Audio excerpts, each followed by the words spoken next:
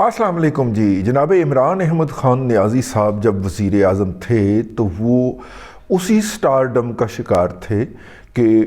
जिसका शिकार वो अपनी सारी उम्र रहे हैं। पेप्सी का ऐड बनवाना हो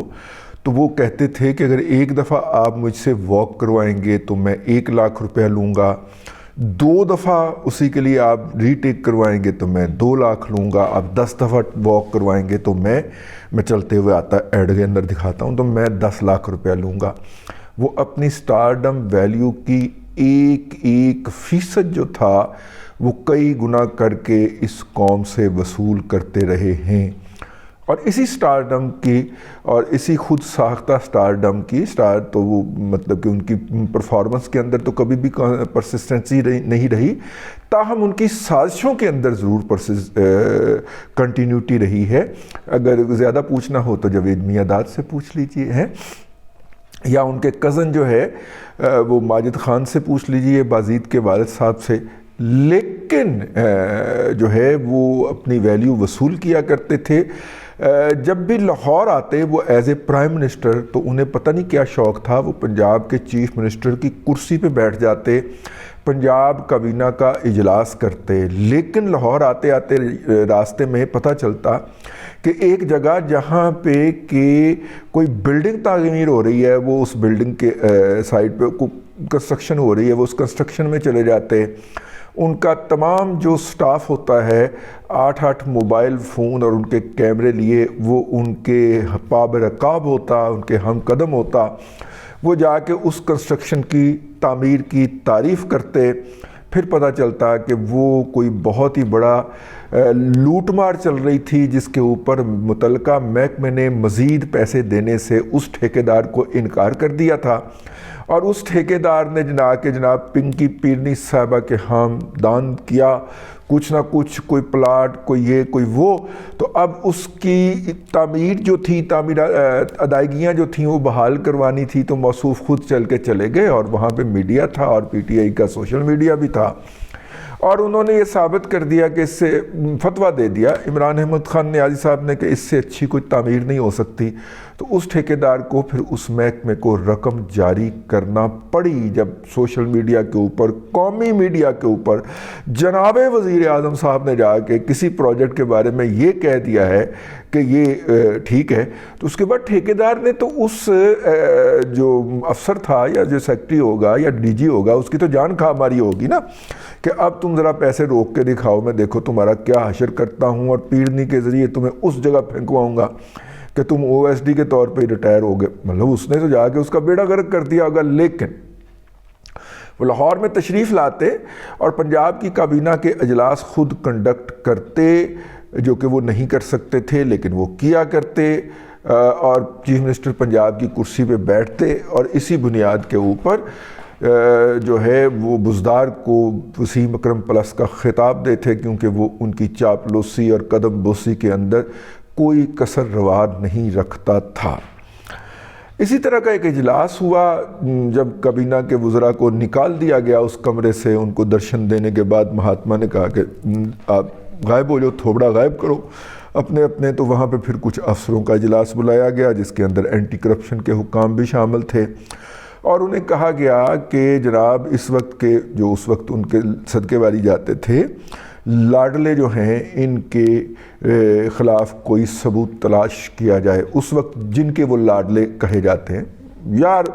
अब तो जा रहे हैं, अब तो नाम ले लेना, चलो यार वड्डे हाजी साहब के बारे में कुछ ना कुछ निकाला जाए, ठीक है। तो उसके ऊपर उन्होंने कहा कि जनाब वड्डे हाजी साहब के ऊपर जो बराह रास्त अगर हम कुछ निकाल सकते हैं तो वो तो उनके महकमे के पास होगा और उनके महकमे के अंदर तक तो हमारी रसाई नहीं है। ताहम वड्डे हाजी साहब के जो रिश्तेदार हैं उनके मकू ठापे जा सकते हैं या उनके बारे में हम बता सकते हैं। तो वड्डे हाजी साहब के जो एक समधी बने थे नए, और उन समधी साहब ने वो लाहौर चैम्बर, उनके भाई जो है मेरा ख्याल Lahore chamber of commerce and industry के अंदर मुंतखब भी हुए थे 1 साल। तो उनके हवाले से उन्हें बता दिया गया कि जनाब ये है लाहौर मतलब कि ये साहब हैं। तो इसके ऊपर वहाँ पे बैठे बाज़ अफसरों ने कहा कि ये जो साहब हैं इन्होंने ठीक है मतलब कि بڑے حاجی صاحب سے ملاقاتوں کے لیے جو ہے یہ سپاری پکڑتے ہیں لوگوں سے اور ملاقاتیں بھی کرواتے ہیں اور ڈنرز پہ ملاقاتیں ہوتی ہیں، لیکن یہ اتنی بڑی فش نہیں ہے، is not a big fish, بلکہ یہ اپنے اسی تعلق کی بنیاد کے اوپر، اسی رشتے کی بنیاد کے اوپر بہت سارے معاملات میں پیچھے رہ گئے ہیں۔ اب جو ہے وہ انہیں بڑے حاجی صاحب کا منہ مار جاتا ہے، ورنہ اس سے پہلے یہ زیادہ لمبا ہاتھ مارا کرتے تھے، لیکن انہوں نے باز نہیں آئے اور ان افسروں کا تو کچھ نہیں بگاڑ سکے۔ انہوں نے کہا کہ ان کے خلاف کوئی ایسی ویسی بات نہیں ہے، ان کا بزنس تقریباً ٹھیک ہی ہے، اور اتنی کہ 2 نمبریاں جتنا کہ ہر بزنس مین کرتا ہے وہ انہوں نے بھی کی ہوں گی، لیکن وہ اتنی بڑی نہیں ہے کہ اس کی بنیاد کے اوپر ہم بڑے حاجی صاحب کو آرم ٹویسٹنگ کر سکیں۔ تو لہٰذا پھر یہاں سے میں آپ کے لیے طلبگار ہوں اس نقطے کا جس کی طرف میں آپ کو لے کے آنا چاہ رہا تھا۔ لہٰذا پھر انہوں نے اپنے یوٹیوبر اور پالتو اینکر صاحبان کو طلب فرمایا اور ان کو ایک عدد بریفنگ عنایت فرمائی۔ اس بریفنگ کے بعد پھر اس سے اگلے روز بلکہ 2 روز بعد جناب عمران ریاض خان صاحب نے اپنے نہیں بلکہ کسی اور ٹی وی چینل کے ایک پروگرام میں بیٹھ کے ان کا نک نیم مٹھو کال کر دیا اور کہا کہ جناب انہوں نے لاہور کے اندر اندھی مچائی ہوئی ہے اور یہ کیا ہوا ہے اور وہ کیا ہوا ہے۔ وہ صاحب جو تھے، وہ مٹھو صاحب جو ہیں وہ ہیں مطلب کہ سمدھی صاحب ہیں بڑے حاجی صاحب۔ تو بڑے حاجی صاحب کے سمدھی کے بارے میں جب یہ بات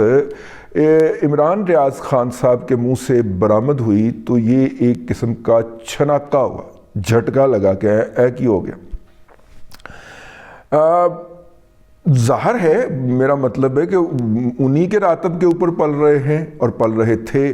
تو انہوں نے اٹھ کے سب سے بڑے افسر کا نام لے دیا، تو اس کا مطلب ہے کہ ان کی جو رپورٹنگ لائن ہے وہ اور تھی، یہ کسی اور سے ہدایات لے رہے تھے، اور جس سے ہدایات لے رہے تھے وہ بڑے حاجی صاحب کو بلیک میل کرنا چاہ رہا تھا یا کچھ کرنا چاہ رہا تھا، اگر آپ کو یاد ہو۔ لیکن جب پتہ چلا کہ میٹھا زیادہ ہو گیا ہے اور نمک جو ہے نا وہ بھی زیادہ ہو گیا ہے، نمک زیادہ ہو گیا ہے، تو پھر اس کے بعد پھر عمران ریاض خان نے اپنا کہا ہوا دوبارہ چاٹا، میں احتیاطاً تھوکا ہوا نہیں کہہ رہا، کہا ہوا دوبارہ چاٹا اور کہا کہ جناب وہ جو تھا وہ غلط فہمی ہو گئی۔ پھر انہوں نے ایک الگ سے ویڈیو لاگ کیا، اس چینل نے معافی مانگی، ویڈیو لاگ کر کے انہوں نے اپنی پوزیشن کلیئر کی اور معافی مانگی، یہ کیونکہ جو اوپر بیٹھی ہوئی تھی ان کی رپورٹنگ لائن جو تھی 5ویں پشت کی دوگلی ابلاغی جنگ کے، تو یہ بھی کچھ چھوٹے موٹے عہدیدار ہیں نا، رینکر ہیں نا، تو وہ جو بیٹھی ہوئی تھی اس قیادت نے اس وقت جناب عمران ریاض صاحب کو اون کرنے سے انکار کر دیا۔ لیکن کہنے کا مطلب یہ ہے کہ عمران خان صاحب جو مائنڈ گیم کے خود کو ماسٹر کہتے ہیں، وہ یہ والی ڈرٹی مائنڈ گیم کھیلتے ہیں۔ اس کا تازہ ترین اظہار ہے، اور تازہ ترین اظہار کے اندر بھی حملہ بڑے حاجی صاحب کے اوپر ہی کیا گیا ہے، بلکہ ساتھ میں انہوں نے اور بھی بڑے حاجی صاحبان جو ہیں وہ لپیٹ لیے ہیں، تو ہم آپ کو اس کی طرف لے کے چلتے ہیں۔ ہوا کچھ یوں ہے کہ صدیق للی، جن کے اوپر میں تو زبر لگاتا ہوں لیکن کچھ لوگ جو ہے وہ پیش لگاتے ہیں، صدیق للی صاحب جو ہیں وہ عمران احمد خان نیازی صاحب کے ساتھ جو ہے جس قسم پرسی کی اور جس وارفتگی کی اور جس بیچارگی کے انداز میں ان کے ساتھ والی کرسی پہ بیٹھے ہوئے ہیں، جس پہ ابھی کچھ دیر پہلے چودھری غلام حسین بیٹھا تھا، پھر اعتزاز احسن تشریف لے آئے ہیں، تو چودھری غلام حسین کو تکا دے کے اٹھایا گیا باقاعدہ وہاں سے، میرے پاس باقاعدہ سرٹیفائیڈ اطلاعات ہیں۔ چودھری غلام حسین اٹھنے کو تیار نہیں تھا اس سیٹ سے جو عمران احمد خان نیازی کے ساتھ وہ بڑے پچھواڑے والی سیٹ تھی، تو وہاں سے اٹھوایا گیا، اس کو باقاعدہ لت مار کے اٹھایا گیا، بالکل اسی طرح لت مار کے اٹھایا گیا جس طرح عمران احمد خان نیازی کو ایم بی ایس کے 747 سے لت مار کے اتارا گیا تھا، تو ان کو لت مار کے اٹھایا گیا۔ وہاں پہ چودھری اعتزاز احسن صاحب کو بٹھایا گیا، چودھری صاحب بھی اپنی علم و حکمت کے پھول بکھیر کے ہیں اور وہاں سے رخصت ہو گئے۔ تو اس کے بعد پھر صدیق للی کو طلب کر کے اس کی تصویر کھنچوائی گئی اور صدیق للی کو بتایا گیا کہ تم نے جا کے یہ باہر کہنا ہے، اور صدیق للی نے جو ولاگ کیا ہے میں تو اس کے ولاگ سے محفوظ ہوں الحمدللہ، لیکن کچھ احباب نے امریکہ سے ہمیں اس کے کلپ بھجوائے ہیں۔ جس طرح ہمیں امریکہ سے یہ شرٹ بھجوائی گئی ہے اس طرح امریکہ سے کلپ بھجوائے گئے، اور ان کلپس کے اندر جو ہے وہ